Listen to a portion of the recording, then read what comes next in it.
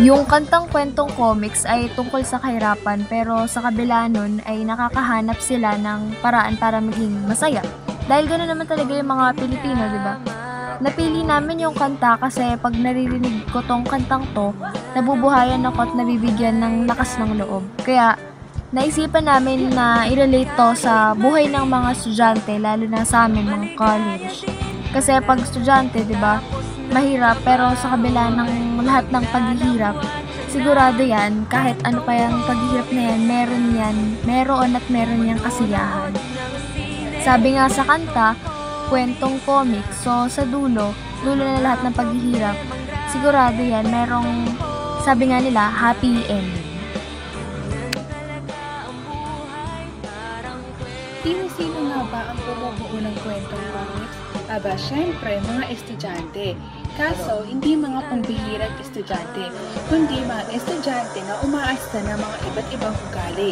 Ngunit, kahit may mga iba't ibang ugali sila, nagkakasundo pa rin sila sa iisang barkada. Ayan si Celine, si Miss Nerd. At ayan naman si Lorene, si Miss Popular. At ayan naman si Kathleen, si Miss Prim and Proper. Ang natitirang dalawa pa sa kanilang barkada ay ang KK girls na si Paulina at si Jamie. Si Paulina ay sobrang outgoing na halos walang pakialam sa eskwela at si Jamie dahil sa sobrang ganda ay sobrang vain at talagang sarili lang ang inaat ng pag-araw-araw. Ay!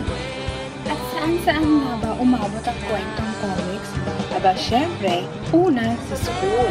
Syempre, to capture the student life. Tapos, dumayo naman sa McKinley Hills.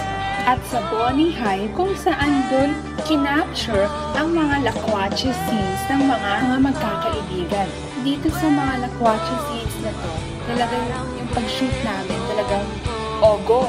Yun lang, parang wala nang halong arte, basta kung ano lang yung naisipan at go lang kasi gusto namin talaga natural at gusto namin magpakita yung talagang nangyayari sa reality na natural lang, magkakaibigan, namamasyal, and nagsasaya talaga.